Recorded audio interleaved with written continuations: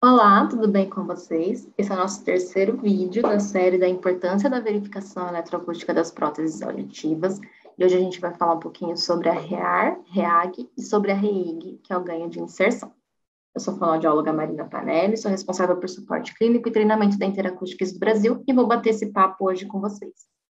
Vamos iniciar pelas medidas REAR e REAG. A REAR é a resposta com o aparelho auditivo ligado na orelha do paciente. E a REAG é o ganho com a ASE ligado na orelha do paciente. Essa medida ela vai trazer o nível de pressão sonora por frequência no meato acústico do paciente com o aparelho auditivo ligado. A REAR ela é uma medida de saída.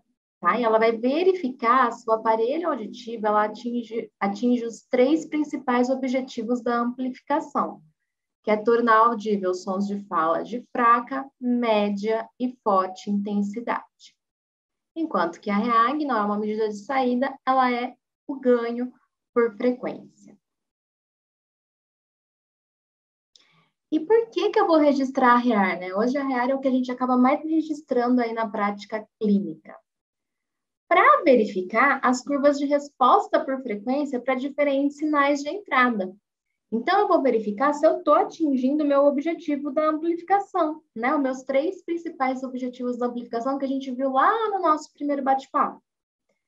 E é tornar audível sons de fraca, média e forte intensidade, principalmente os de fala, que é o que mais interessa para os nossos pacientes. Por isso que hoje, para realizar a REAR, é muito utilizado o estímulo ISTS, que é um estímulo de fala, utilizado aí mundialmente, e para não causar desconforto. E qual é o procedimento para realizar essa medida? O tubo sonda vai estar posicionado no meato acústico do meu paciente, então lembra, a gente posicionou ele, registrou a REUR, que é a ressonância natural da orelha média, né? Então com a orelha livre, só o tubo sonda. Depois a gente introduziu o aparelho auditivo no mudo para fazer a REOG e ver como que aquele molde, aquela oliva iria alterar as características da ressonância natural e assim confrontando REUG e REOG, eu consigo verificar se o que eu escolhi como parâmetro acústico está funcionando como eu escolhi. Aqui para REAR, desculpa, ou REAG também, enfim, mas a REAR, né, como a gente vinha falando em relação à resposta do aparelho. O aparelho já está introduzido, então eu vou só tirar ele do mudo, vou ligar esse aparelho, né? Então eu vou dar estímulo aí com diferentes sinais de entrada para fraca, média e forte, então em torno ali de 55, 65 e 75 dBs. Um estímulo de banda larga, como eu comentei, para verificar essa resposta, hoje está sendo utilizado muito o estímulo ISTS, que é um estímulo de fala.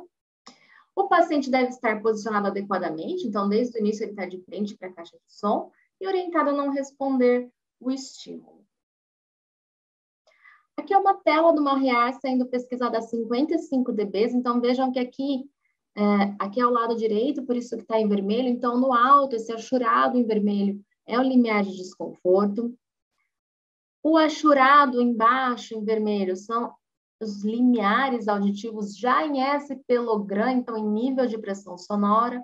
O cinza é o alvo que a regra prescritiva calculou para aquela perda auditiva. E esse traçado contínuo em vermelho é a resposta do aparelho. No caso aqui, ela está praticamente no alvo, né? Ali entre 2 e 4, ela está um pouquinho acima do alvo, mas dependendo do que der em valor numérico, em desvio padrão, seja aceitável. Aí a gente teria que abrir realmente a tabela numérica ou os valores delta para verificar certinho. O que é importante ter em mente? Uma REAR feita com o estímulo ISTS, que é o estímulo de fala, é esse estímulo aqui. Alors, i تسليح الشوارش. أنت ذلك وين جيب هاوز بخلاش شوفي إستاد أفلو طاعت من غير لا شكوتي وشن رابطتي زالوحت. شك عن محبين خلطالت كانت than the other. 拼命的 box بورفيون على خيرين ور لا بيسبلاج دا نوت فليرش. وإذ بموس هاوز كد فينا كترسل كويدا تهول جمال نيك دمشق derjenige Content. Und das Hadabement por Feftekes Kai. Final einig.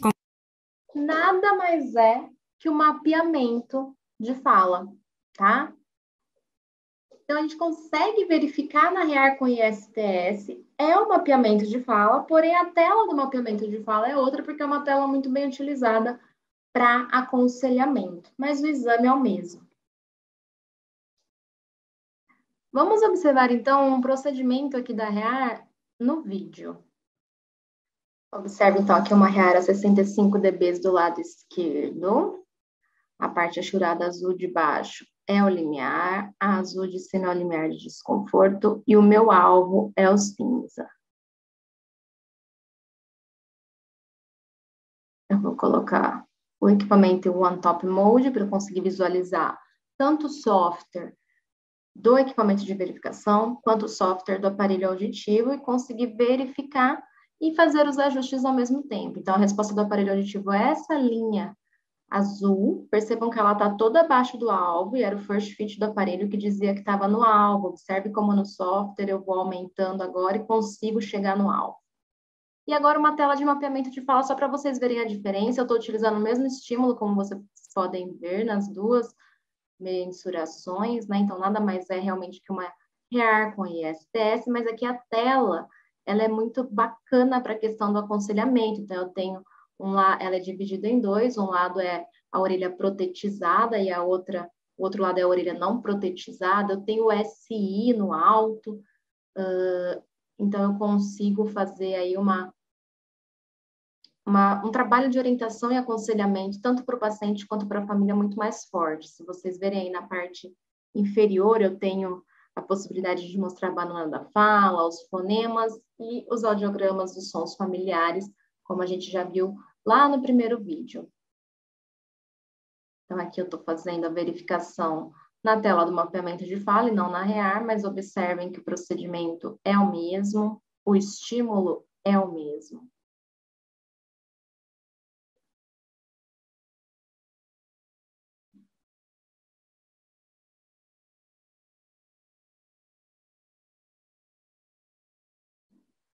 Se vocês observarem o software do aparelho, a impressão que dá é que a resposta do aparelho está muito acima do software, do target, perdão.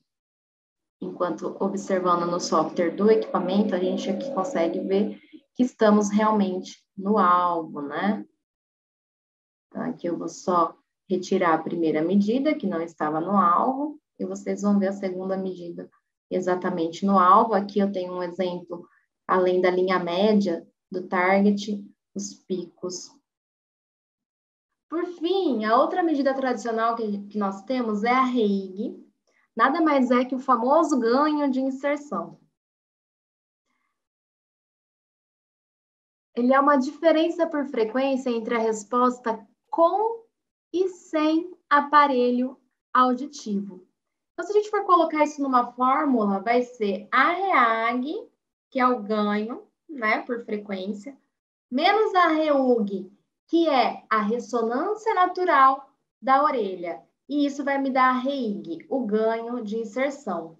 Então, ele nada mais é que o cálculo do ganho acústico do aparelho auditivo. Hoje em dia, já não é mais quase realizado em clínica. Realmente, a REAR, que é a resposta do aparelho ao quanto eu estou entregando de som para aquela membrana timpânica, interessa muito mais para a gente conseguir validar depois esse desempenho com o paciente. Espero que tenham gostado do vídeo, que contribua para a prática clínica de vocês. Esse é o penúltimo vídeo, tem mais um que é sobre a verificação da saída máxima, que também é uma medida tradicional e super importante. Então, nos vemos no próximo vídeo e obrigado por terem ficado comigo até agora. Até mais!